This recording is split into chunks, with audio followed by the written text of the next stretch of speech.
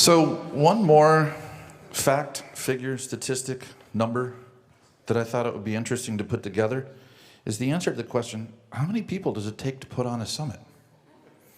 Right? That's just the individuals whose names I managed to get in the time that I had to do this, as well as people like the staff at your hotel. That must be dozens, maybe more people. That's a lot of people.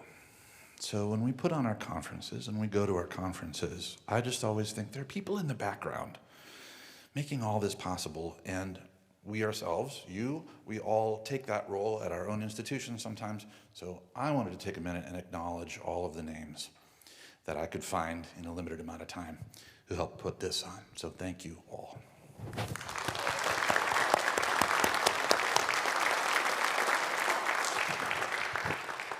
If there, where's my name? I think it's up there. Yeah, there it is, yeah.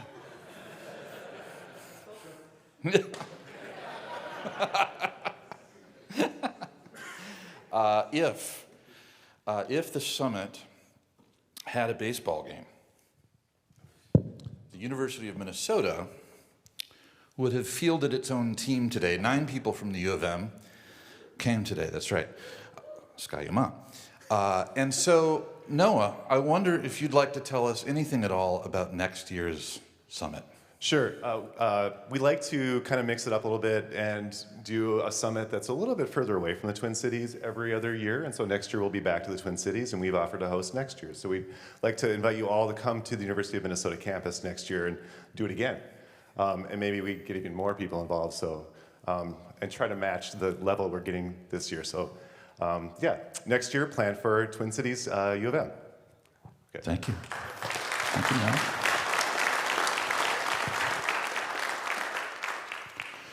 Okay, on with the show. This is an hour devoted to AI, and we have 4 speakers who are going to present in alphabetical order by last name. And I'd like to introduce each of them very briefly, invite them to come up here, speak as they see fit. I think Matt's got slides for you, and there's a clicker up here. You can advance your own slides. That way no one has to sit up on stage the whole time while everybody else presents. But then when the last presenter has presented, then I'd like to invite us all to come up to the stage, and that'll be time for Q&A. And I hope we have kind of a generous amount of time for discussion today. Sound good? Cool. Matt Clay, Assistant CIO for Academic Technology at Minnesota State University, Mankato. And I understand you are going to talk about AI as a new paradigm and a little bit the culture of that sort of thing. And I'd like to invite you to come up and do that as you're able. All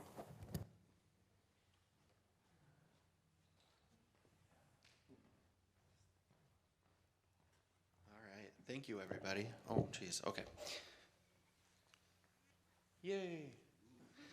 It works. So this is part of a larger presentation, so I apologize. Because this topic, we could have an entire conference, and there are conferences dedicated to these things. But for today, we want to talk about AI and how the next generation of students are impacted by this. And actually, I would argue, not just this generation, but the current generation that's in our campuses right now. They go to ChatGPT. They go to whatever they've used before, Copilot, you name it. And they use it. It's a natural part of who they are. And I'm going to talk a little bit about that as we move forward here. One of the words that I will often use is disruption. Technology, the word disruption when it comes to technology doesn't always mean disruption in the sense that it breaks things because it's better. Oftentimes it's not better, but it's easier. Just like in 2010-ish, when iPhones and cameras came out, guess what happened to photos? They started getting drastically reduced in how many were taken each year. And as of now, in 2026, they're predicting that 2 trillion pictures a year will be taken, and that's insane. It's crazy. And so, are cameras on phones better than real cameras, or even nice digital cameras? No, but they're convenient, and they're easy to use, and everybody has access to it. Many people have access to it. It's the same kind of thing with technology and AI. So why do you start with that as a conversation? Well, AI is already extremely disruptive in higher ed. And unfortunately, if your campus is like mine, most of the conversations are negative. It's the worst. Children, they're cheating. They don't even do their work. Honestly, people pretend like the students did the work before. The same thing was going to happen. If you teach the same class using the same notes for 32 years, guess what? They're probably finding some stuff somewhere. We try to really rethink and have conversations around some of the generational differences. And that's going to be, I feel, one of the most important conversations that our campuses have. How do we, as people who are not, as I look across this audience, and I'm guessing, most of us are not millennials, maybe barely in that realm. I'm a Gen Xer. We had technology, many of us, but it wasn't something that we had at home all the time. We didn't have full-time access to it. These kids are very different, even the ones we have now. And it is, as this quote said, and that quote came from ChatGPT, when I was having it help me write some of the pieces for this, for the bigger presentation part, because why wouldn't you? I like that, because it does shape them during their formative years. And I'm trying to follow along with my presentation here. So when you look at these things, most of you will recognize it. You see Alexas, you see Google Home, all the tablets. Does anybody know what those little dinosaurs are? Just yell out if you know. What's that? No. Annoying. They are, probably. They probably are. Actually, they are. Anyway, they're called Cognitoys. There was a company a few years ago, I think it was 4 or 5 years ago now, that won a contest with IBM's Watson. I'm assuming we all know what IBM's Watson is. When it won Jeopardy, we should have all been scared, but we weren't. Because it was just a matter of time before that was a publicly available kind of tool. But those are dinosaurs that they created with the connection to Watson, and they put it on a Kickstarter. And when a kid asks a question, it gives age-appropriate answers. Any question. It can make stories with them. It can play math games, any kind of games, just like Alexa can, and these other things. And these kids are growing up with these devices with no barriers to knowledge. 0 barriers, as long as you can speak in a way that that can understand. So we have a world of students who have sat in their room. My kid would play math games, would write stories. He thinks, he's 8 now, he knows that Alexa's not a person, but it's still a tool that is always available and should be built into how he does things. It's just how he thinks. My daughter's 13. If she needs help spelling a word, she doesn't Google it. She asks Alexa or Siri. That's just how they think, and we need to be ready for those kids as they get here. The alpha generation, and I don't think it's the official term yet, I think it's the suggested one for this new generation that's coming, starting in 2010, has a lot of firsts, a ton of firsts in it. First generation that will be fully born in the 21st century. First generation that had the iPad here their entire life. They would have always had access to an iPad. It's crazy to think about these things, but these students' entire brain structure, how they get information, is dictated by all of these things that are happening. And then add to that the pandemic that gave them even more access to technology, that gave K-12 students access to really well, not always, but most of the time, well-designed courses that were online. And then they come to college, and we have a small dilemma, and there's some faculty members in here that might get mad at me, but a majority of our faculty members don't actually have really great teaching and learning training, right? It's not something you learn when you get your PhD unless you're in education.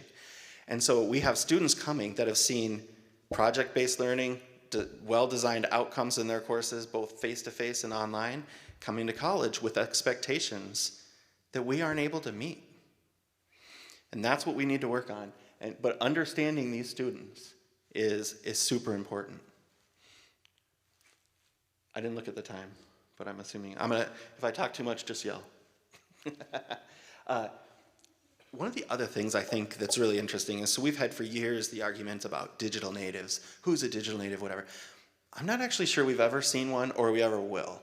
I think about if there is a generation that might be, it's the generation that comes from these kids, because they will have had parents who fully understand and have used technology from the moment that they were born. Right now, we have kids in this generation whose parents still use, might use a flip phone, or they don't have tablets, or their school doesn't have a one-to-one computer ratio. There's so many things with socioeconomic factors and whatever else. But soon, it's going to be ubiquitous enough that every student now who has children will probably have had access to this technology, and then their kids will use it in a different way because of that.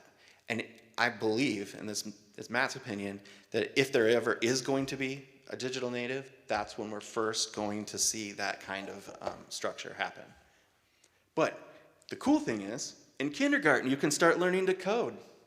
If you know what code.org is, so we have 1.6 billion hours of code out there that students have done around the world.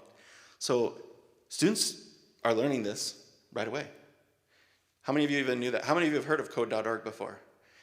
Oh, good. Many of you have. And in kindergarten, of course, it starts out drawing and dragging and dropping, but the logic is there. And many of the games, like Minecraft and others, help with that. And so they can code. If they can think of it, they can put it online. Somebody will pay to help them make it. So imagine someday we're going to have devices on our network that we've never seen before. Somebody built themselves, or groups of people built, and they coded something that we've never seen. And students are making their own code and sharing it with each other, where they can use their microphones and their speakers on their phones to text each other in class, even when there's no internet. There's a lot of crazy stuff coming. So they can make it. They can create. You need a marketing campaign? Boom. You need a song to convince your wife that you should own a food truck? Boom. Did not work. We'll try again. Anyway, if you can think of it, if a picture, it's a movie. If you haven't seen the videos that Sora has made through OpenAI, they will blow your mind how good they are. And if you want to, I have some on my laptop. You can grab me afterwards. They wear it. We give them watches. We give them things. They put headphones in. They have access to Siri, to Alexa, right in their heads. According to Elon Musk, it's already in somebody's head. How long? How long? Oh. It's already in somebody's head. Thanks, Siri. That was unplanned but funny. All right, so they're wearing this, so it's so natural to them. They don't even think about the fact that they have access in 5 different ways. Our networking team sure has, but that's a different story. So as we look at our students now, it used to be this very simple, traditional student. This is who you are, this is the job you do. I've been talking for years on our campus that we have traditionally non-traditional students. 10% of our students have children under 18. That's not traditional. Almost all of our students work. Almost all of them work full-time or close to full-time. We don't have the same student body, and they don't walk in the door with the same expectations. They need more. They have this whole digital identity to them, and it's just as important, and possibly in some cases more important, than their physical face-to-face identity. Because often students feel like they can be more honest and disclose more in the digital world. Good or bad? Good or bad? A recent study in Inside Higher Ed, if you haven't read the article, 75% of the students expect that we should be teaching them AI. We should be teaching them how to write prompts, which is probably the single most important thing we should be teaching people. And they expect it for them to be working, because estimates are 40% of the jobs can be done by AI that are out there right now. And almost 100% of the jobs can be impacted by AI. They need to be ready, and they know it. And in some cases, we're failing them. So what does that mean? Well, we must put a positive spin on AI. And I think the presentation earlier by Karen was amazing, because influence, we have it. We all have it, even though you don't think you do. You build a small pillar of positivity focusing on the good things, how it helps you do your job and helps people, then you can help people change. I'm hurrying. The other thing is, this is a tool that can help people learn. And when I put scaffolding learning up there, if you don't understand something, ask it to explain it to an 11th grader or a 6th grader or a 4th grader, and it will do that. And you can truly have it help you learn and teach as you go. Let's build that into our classes. Let's make it students comfortable, but we have to talk about ethics. So what is our job? Our job, we're change leaders, every one of you. Every time you have a conversation in some way or another, if you aren't comfortable with AI now, please take a look at it. It's going to be controlling your cameras. It already is. It's going to be doing a lot of the work that you need to have done out there. So we should understand it and think about how it's going to positively influence our work and model the behavior. If you can use it, use it. Don't be scared. Learn. Play with it. Every time I do something on ChatGPT, I go to the 4 choices and I have them all do it. And I see which one's better. And I take what's better and I mold it together and I make it work for me. All right. Anyway, with that, I'm done for a minute, but I hope that you have lots of questions because I may have some answers. Thank you.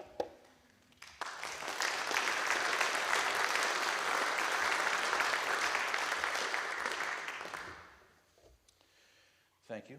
Thank you very much for going first. I have the shortest of stories about our next presenter. Mark Gill is teaching this afternoon and drove down this morning to give this talk. So please help me welcome the director of the Visualization Lab at St. Cloud State University, Mark Gill, and he's going to talk about how he's been using it in their lab.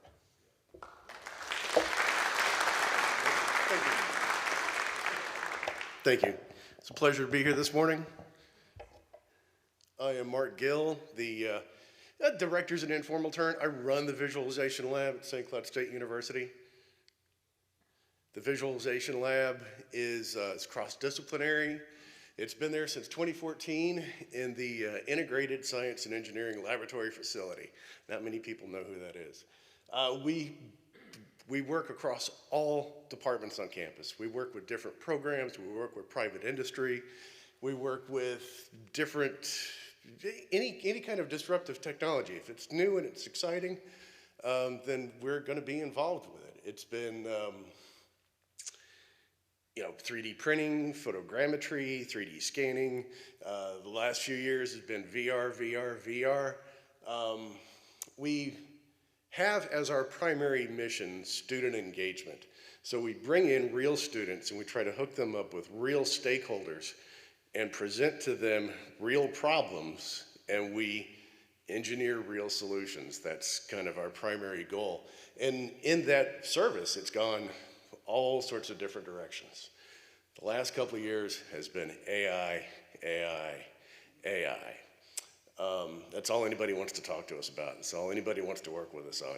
And we've been doing a lot of work around AI.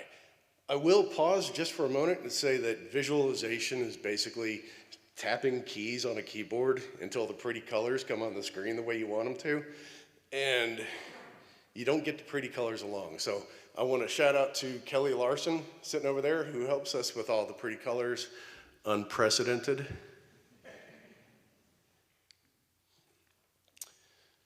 Now I want to go into a little parable.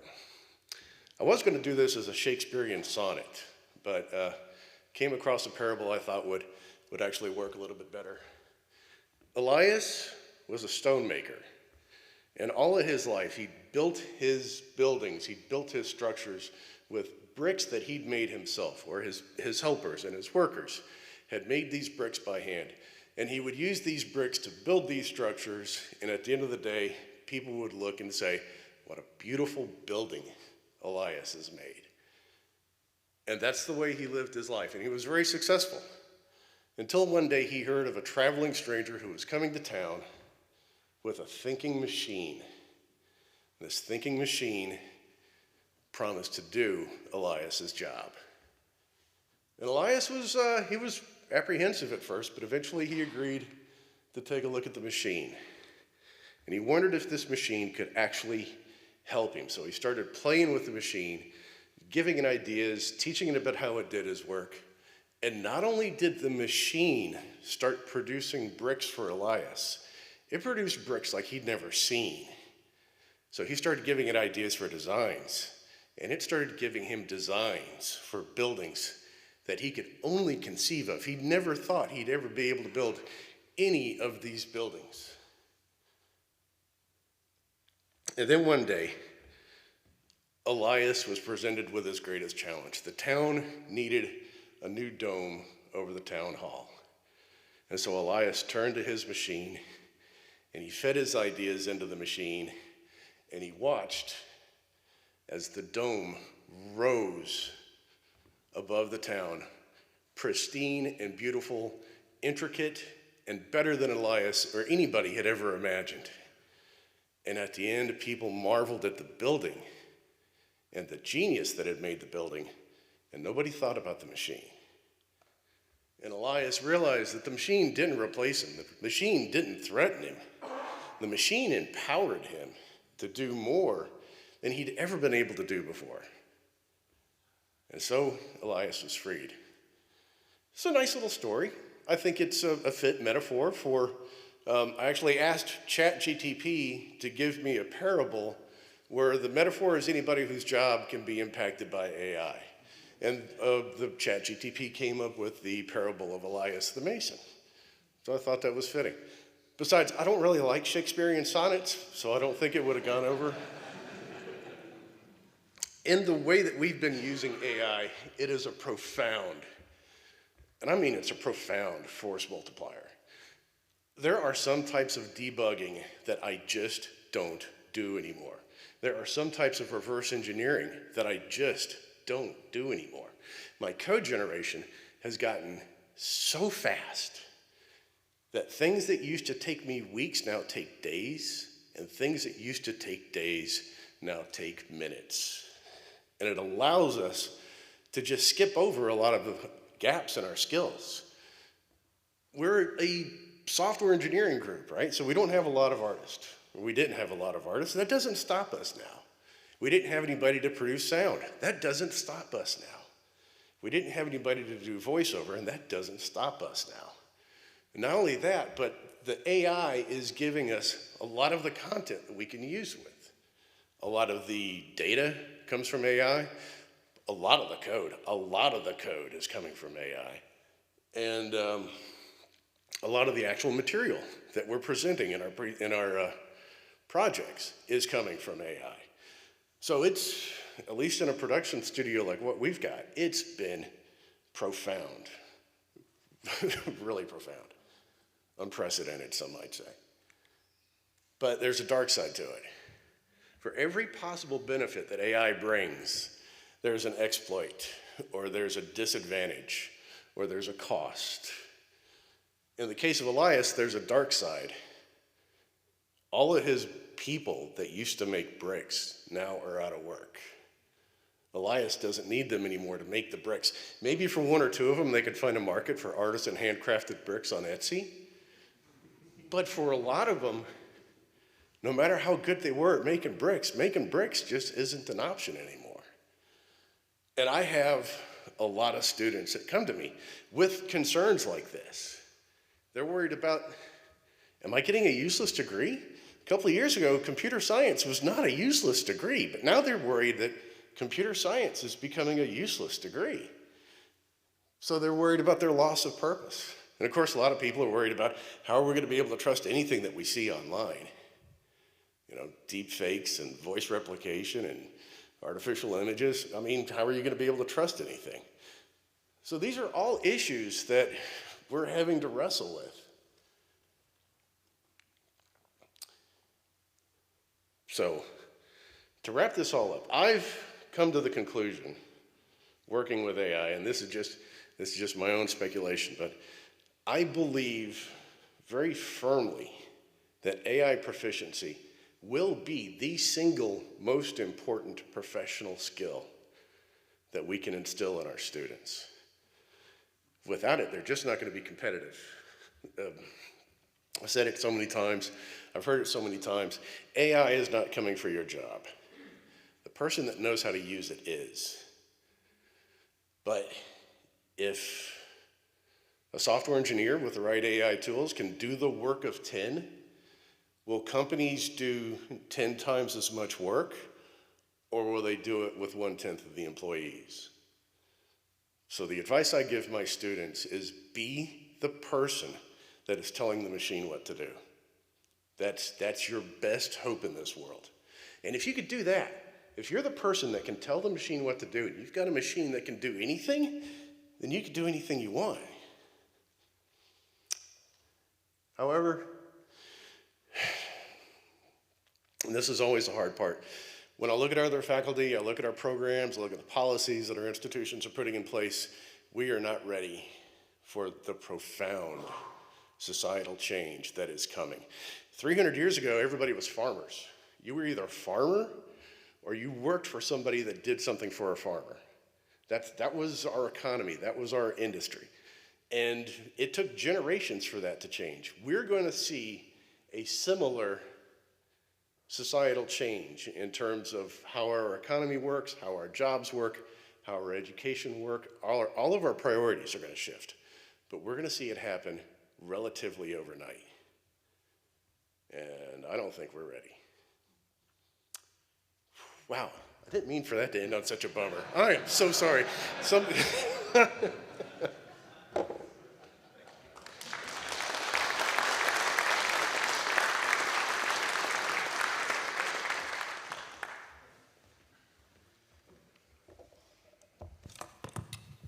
Our next speaker gave a talk at the summit last year about acoustics from product agnostic perspective. That was one of the great technical addresses that we've had the good fortune to host. Michael Hooper is at BiAmp. His official title is Education Sales Manager.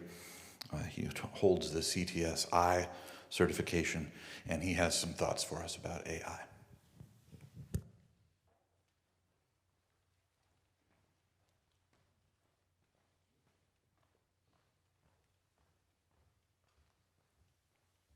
Hi, everybody. I feel like I'm probably the least qualified person to be up here today. I'm sorry I don't have any slides for you. I do have some ramblings that I have jotted down on my phone, and I'm going to go through those with you. So hopefully this doesn't go over time. Thanks for letting me speak, Paul. I wanted to talk to you first about children. Many of you probably have children. I do not.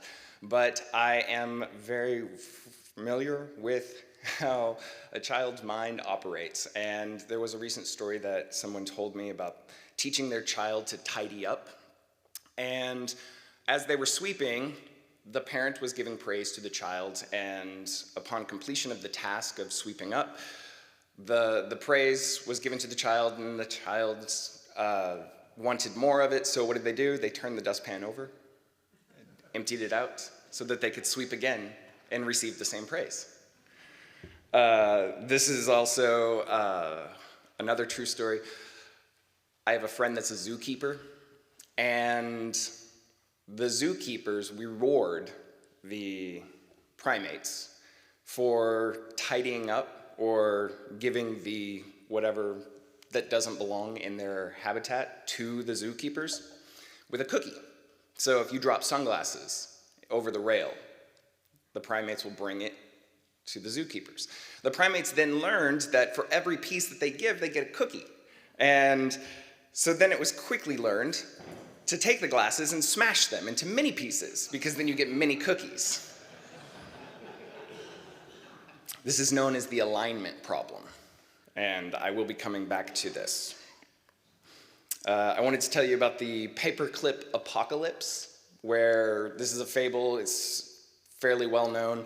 I'm not going to go into all the details, but essentially you empower a AI agent to make paperclips. And through enough time and processes, the AI agent enslaves humanity for the purpose of creating paper clips. Language. English is the only language that I speak. And I'm not a programmer. I don't know how to code in Python. I won't need to. I never will, because English is the only language that I will need to know how to speak to code. There's a large language model out there that we all use, ChatGPT or Perplexity or whichever Copilot or flavor that you subscribe to or pay for. Do you guys know how the large language models actually work? It's a math problem. So these large language models put words into vectors, and the way that they do that, it's not just words, it's whole sentences too. They do that, and then you can simply ask it to play games or math equations with you. I'll give you a couple examples. Rome minus Italy plus Russia. Put that into any ChatGPT agent, and it'll tell you the answer is Moscow. Unfortunately, the training didn't always work flawlessly. It is trained on our own data sets, which can be a little toxic, or bias. For example, doctor minus man plus woman will generally come back as nurse. So there's some more training that we need to do to fix this, but we've come a long way. You know, in 97, sorry, my phone's ringing. 1997, Deep Blue beat Kasparov.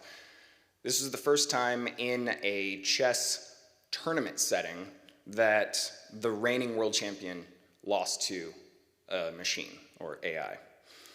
A few years later, there would be Jeopardy, Watson. I've met Watson down in Texas. Then Go. Has anybody played Go? I understand this is a very difficult game. There are more possible moves in Go than there are atoms in the universe. AI recently beat humans, 2016, with a project known as AlphaGo. There's a great documentary on Netflix about that, and I would urge you guys to go see it. The documentary leaves off at the end of that competition, but then I want to tell you the AlphaGo team has built a new AI agent called AlphaGo Zero, where the original AlphaGo was only trained on human games that had, taken place, whereas AlphaGo Zero is actually only trained on the AlphaGo games, not any human interaction. AlphaGo Zero has never been beaten. I have no idea. I did not look at my watch when we started, so I don't know how long I've been rambling. War games, thermonuclear warfare with Matthew Broderick. You guys familiar with that? Yeah, he just wanted to play tic-tac-toe. Recently I learned that dogfighting AI don't fear death unless they're told to. So if there is military, militaries around the world are right now in a technological competition for AI supremacy. I have no idea what the militaries are working on. I would love to know, but I am sure it is frightening. Because AI used in healthcare, which is designed to create drugs that will eliminate diseases, can quickly be turned to create diseases that will eliminate humankind for chemical warfare. On the upside, or the lighter side of that, wildfires, while chaotic and complex, AI can process the infrared video footage of that and provide the most predictive or the most effective way to battle the fire from land and air in real time. I think these are great applications, but they're just fancy algorithms right now. We are not at the level of AGI, or artificial general intelligence. That is, an AI agent that we will eventually create that is as smart as a human being, which will then, in theory, I'm sorry, I read a lot of really nerdy sci-fi books, so they all agree on the singularity will be that the AGI that we create will then create a superintelligence, and that superintelligence will, eventually take over. That will be the next thing, not us. That's Life 3.0, the rise of the machines. I, for one, look forward to our new robot overlords. I will close by saying there are 3 books that I would recommend for you guys. The first one is called The Alignment Problem. It's by Brian Christian. It will tell you or teach you about how we need to get AI to learn our values, to then adopt our values, and then retain our values. Because if we can't get it to do that, then we're probably not ready for it. The next one is Human Compatible. I'm not going to tell you everything about that book because I am still reading it right now, but so far it's great. The other one is Life 3.0 by Max Tegmark. Human Compatible was by Stuart Russell, if you're taking notes.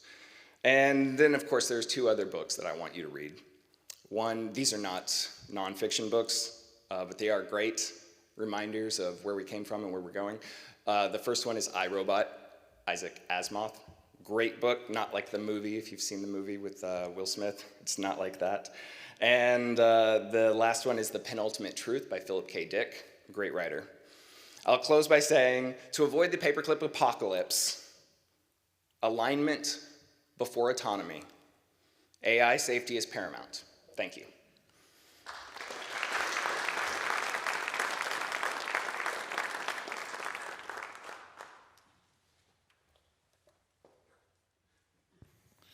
Michael, thank you very much.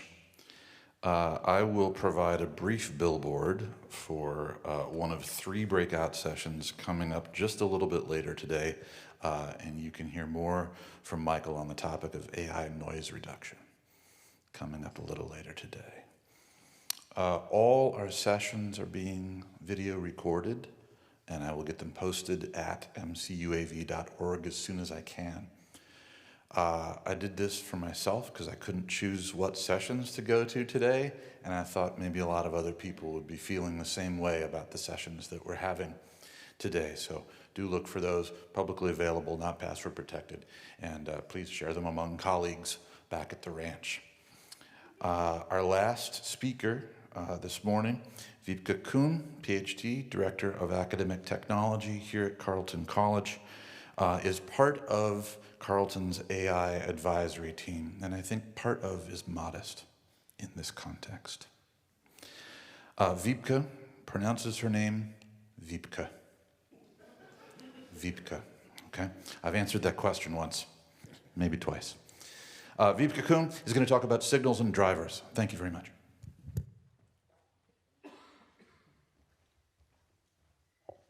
I know Paul said earlier that we were going in alphabetical order by last name. I think by first name I would have been last as well, which is really amazing because I was listening to the 3 folks going ahead. I'm going, what I'm talking about, the strategic foresight, is going to tie this nicely together in a weird kind of way. So this is cool. Okay, figuring out the trigger. So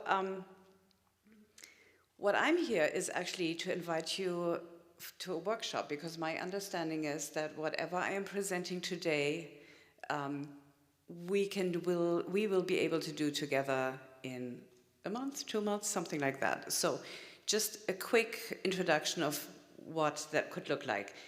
And that workshop could potentially give you another way into being an influencer on your campus. So as you know, everybody is talking about AI.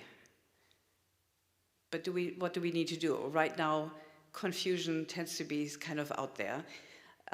I had the amazing opportunity last November at the Pod Networking Conference, which is a annual conference that's focused and intended to be primarily by folks who lead and work in centers for teaching and learning. And so this was a workshop kit that they presented on. And so I'm grateful to Carl Garrican from University of New England, Mark Ebenfield from the University of New England, and Parisa Mesami from the universities at Shady Grove, who built this workshop kit and shared it with us. And so I am going to take their framework that they presented and offer the workshop to this group to see how this thinking, this framework can help us with audiovisual technology, but maybe also with other areas of technologies across campus to guide faculty, to guide students, to guide staff, to guide our colleagues through this. The way that the framework works is essentially that there are 6 strategies. You've got 4 here on the screen.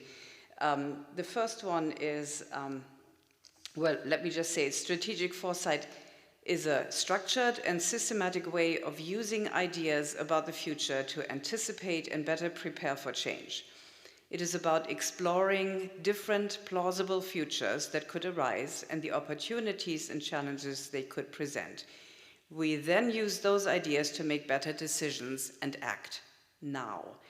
This framework has been around since 2015, so, you know, not completely new, but also not that widely spread, I believe. 3 key points are: it helps with better anticipation, it helps with policy innovation, and it helps with future-proofing, which many of us do when we think about what we're putting into our classrooms. In terms of the 6 strategies, there is framing, where we identify the focus or the issue that we want to have strategic foresight is needed.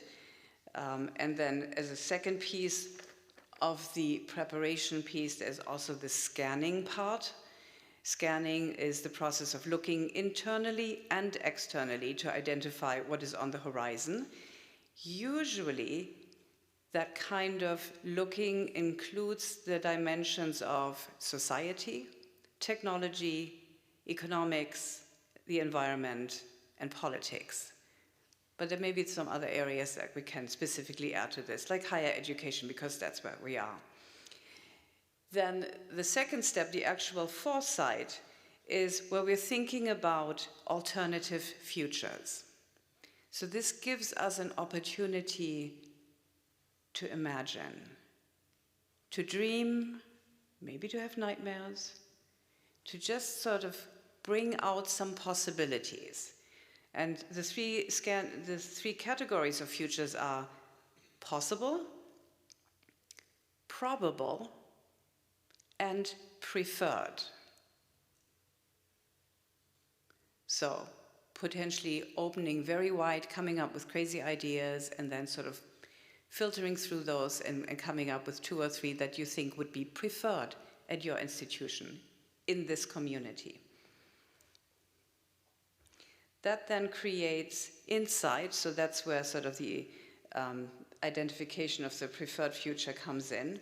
And then with the insight comes the 5th step of planning, so figuring out where we are and where we want to be, and what does the organization need to do to bridge that gap. And then finally, number 4 up there, the action.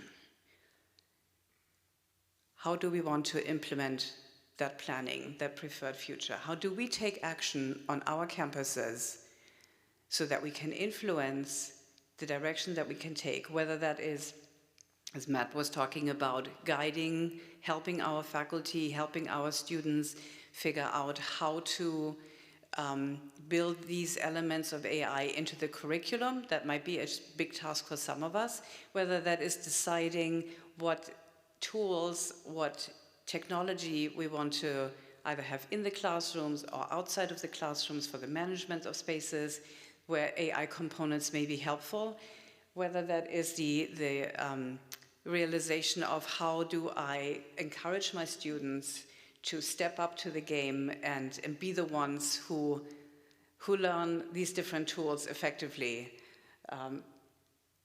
you know, and then figuring out how not to get desperate about it and have a positive outlook on it and figure out how we can drive this interesting moment in history where we are shifting from being farmers to being astronauts? I don't know, to being something totally wild, right? Something different that we have not imagined yet. So, What we're going to do in the workshop then is think about the analysis of the signals and drivers. The signals are the symptoms, the visible items, and the drivers are these sort of overarching background pieces. Then we move into the imagination of those different possibilities, those different futures, thinking about the planning of it, and then you would leave the workshop with 1 or 2 action steps. This is what I want to be able to do. This is where I want to start on my campus with this. With that in mind, then, the future is here. And so I hope that you want to take up the challenge when that workshop comes around to really dig into this. This takes time. This is not going to be comfortable. You will feel threatened. And that's okay. Because only through getting out of our comfort zones will we be able to harness this interesting energy and move forward with higher education, whatever it may look like. So yeah, it's going to be uncomfortable and it's going to be exciting. So thank you.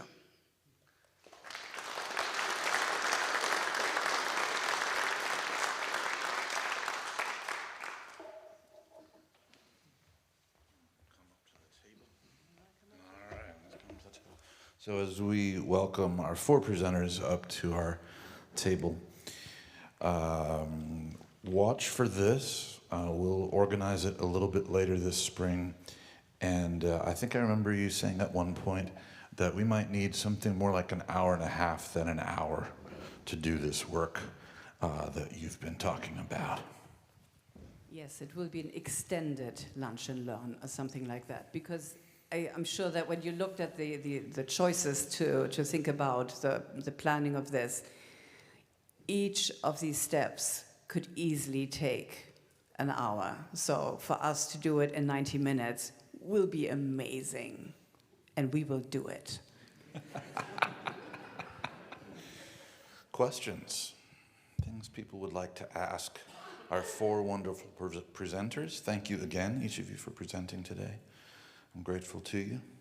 I know our colleagues are. We've got a question over here, and I don't have the catch box, but oh, here it comes, here it comes.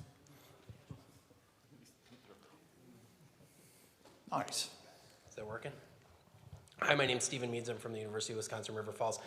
One of the things I've struggled with as I think about AI, and I think every one of you kind of touched on it, is, and especially, and I forgot your name at the end of the table, was the question of data presentation and how you prompt AI for certain answers, and kind of knowing where the society that we live in right now and the polarization, sort of numeric calculations are one thing. So to your point about asking more subjective questions, what is the future of AI, or what are your perceptions around how we move forward training these models to be objective via subjective? And what is a human value? What is a shared value? In addition, what are cultural values, and how do you build that into a model that gives objective answers to very subjective questions? So I think you're asking absolutely the correct questions, bringing up ethics. And this is something that I know very little about. Ethics with regards to AI. I know right from wrong.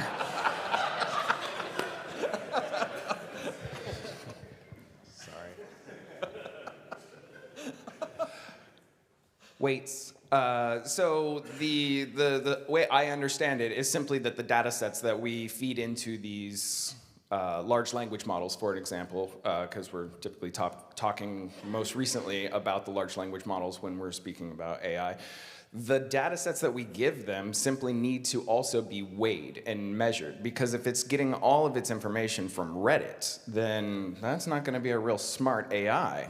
But if it's getting all of its information from, the Encyclopedia Britannica that was published in 1982, then it might also be a little dated. So it's kind of an ongoing thing that we'll always need to be updating the massive data sets that we're feeding into this thing, and also reevaluating whether or not we're allowing any sort of toxic information to bleed into that and taint other information that's already been established.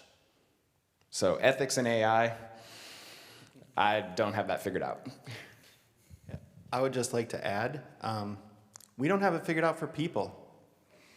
Honestly, when Mark, when you say we aren't ready, we can't even convince a whole room of people that, well, maybe a room like this we could, but ethics aren't cut and dry. They aren't objective.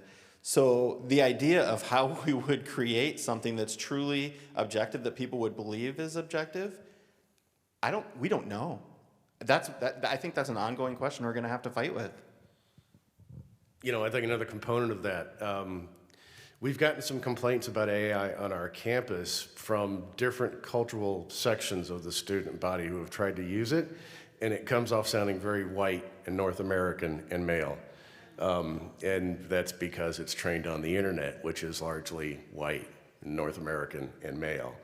Right, so those values, even within acceptable ethical guidelines and guardrails, still fall short of what some people need and what some people are looking for based on their different cultural values and backgrounds.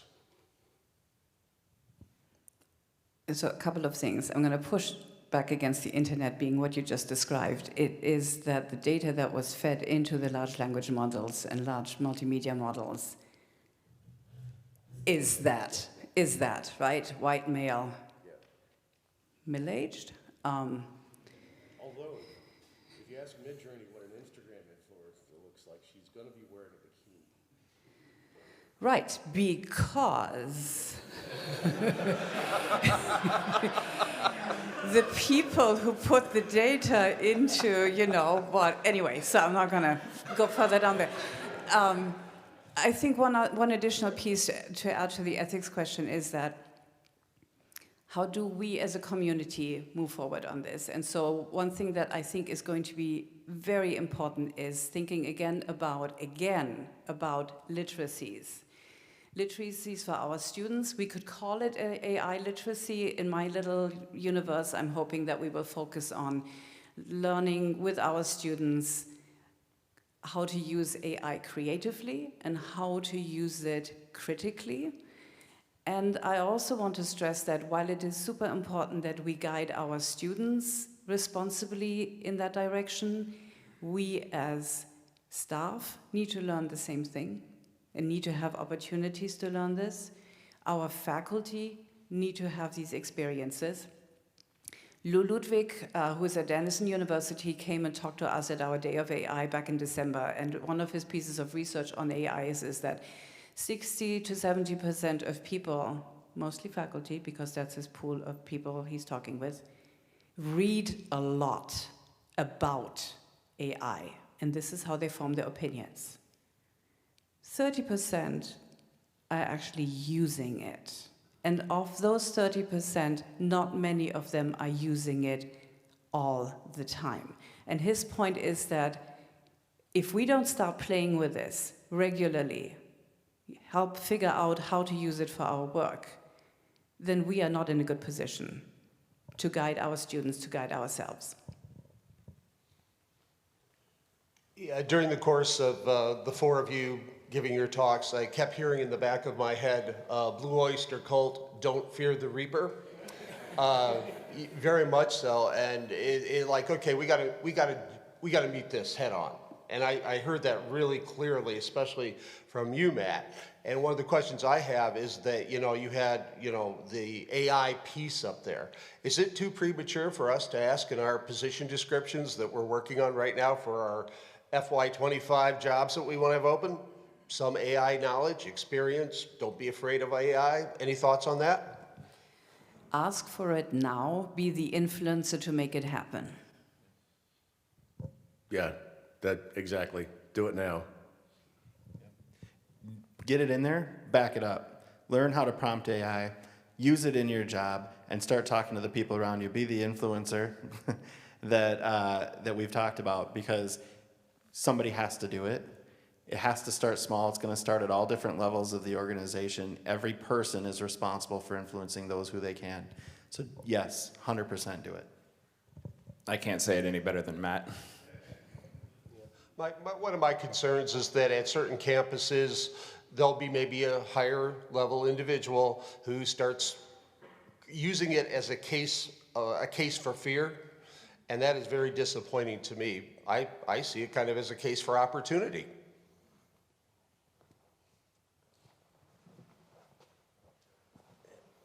Could you get this up there, Rick?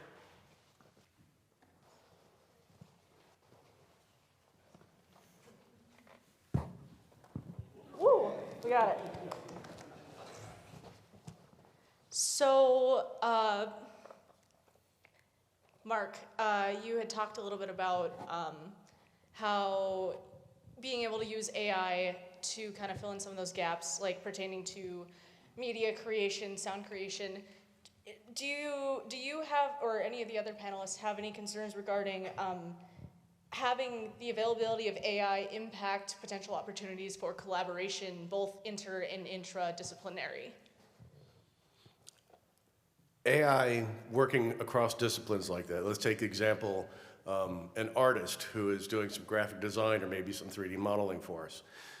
Their use of AI allows us to rapidly iterate different ideas, and it cleans up a lot of the useless round and round that a lot of times you get at the beginning of a project, right?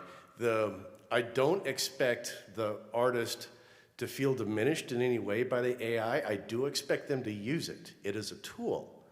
And I appreciate the work that I get out of them, especially the timely manner that we're getting it, the turnaround time, the development velocity.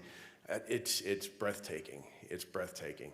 But I guess to more answer your question, I think AI in the hands of a skilled professional that knows how to use it really only helps in those sorts of development situations. We have time for one more question, and I think I see one just about 3 rows right behind you.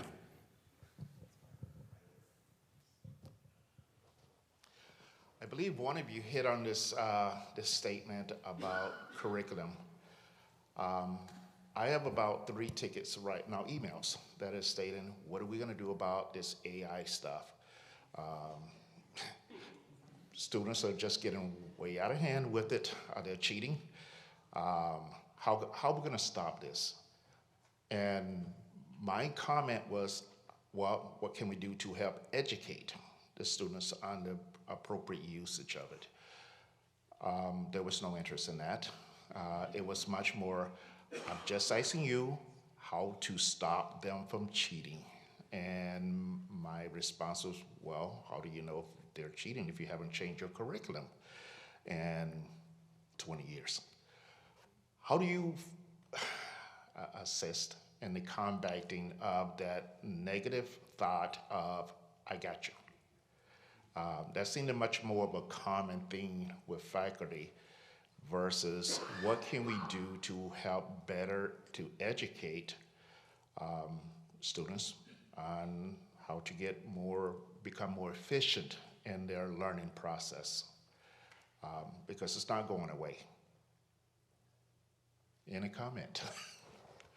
Sure.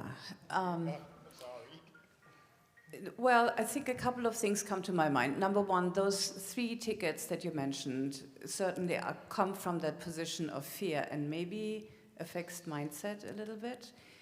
And so I would not be surprised if while you have that group of people on campus, that were you with others to create a space for those people who do want to try it out, so that, you know, to make that space possible, that you will find people who will come. So that's number one. I think it is imperative for leadership at all levels to think about this, to play with it. Everybody has to play with it, including the president, right? So that they know what they're talking about. Is this going to take time? Absolutely. Going back to one of the points, Mark, that you made earlier about somebody who knows how to use AI will replace the people who don't know how to use it. This applies to faculty as well. And when I say that, a couple of weeks ago, there was an EdSearch podcast episode where they were talking with somebody from New York University. I will not remember the guy's name. And he does an analysis of jobs. It's complicated. go look it up. But the bottom line is that jobs affected by generative AI, so not AI, generative AI. Job number 1 is telemarketer. Job number 2 is English professor. Job number 3 is history professor. Job number 4, you get the point, right? We are working our way through all of the teaching professions. Our faculty need to understand this. Yeah, exactly. I agree with every word that you just said. On the subject of curriculum and how can we tell if the students are cheating or not, or what do we do, the students are going to use this to cheat, you have to understand that the students are going to use it, and you have to modify your curriculum. You have to change your assignments so that they either can't do it with AI, or what is probably more likely, they need the AI in order to do it. You know, give them something so big, give them something so monumental that their only chance of getting it done is to use the AI. We all know change on college campuses is long and slow. So slow. But what I would say is, in this sense, you have who you know are faculty champions, I would imagine. You can find those people, and especially if you can find people that are adjacent to those who may be the ones that are having the biggest challenge really getting their brains around this and how it can not just be a negative. Find those faculty and find a way to get them in contact with those who aren't. Create an affinity group. We just started one on our campus for AI, and we invited staff because one of the other things I think, and this matters to most of you, we talk about this from the faculty perspective on our campus all the time. We ignore our staff, and that's a problem too. Their jobs are probably short-term more impacted by the ability to do some of these things rather than maybe some of the cheating students who are already cheating. And this isn't me against students, because it's just if they were going to do it, there's already ways to do it. This just makes it slightly easier. It's just a different way. And so I think that if you could put faculty together, those who really truly get it and those who don't quite get it, and figure out a way to blend that, I think you'll get some movement, but it will take time. Any kind of change takes time, right? While I do not work on a university campus, I understand the use of AI is absolutely paramount for everybody, the instructors and the students. It's not going away, and I don't think that we can stop it, so why not learn how to use it to the best of our ability? I very much look forward to perfectly tailored content for every individual based on their unique learning styles. You know, there's a lot of concern about whether or not students are cheating these days. It won't be long we'll be concerned with whether or not students are real. Yeah. And with that thought, I invite you to be in the breakout session of your choice at 11:35. We're just going to push the schedule a little tiny bit. 11:35 breakouts, but let's be back for lunch at 12:30. Sound good?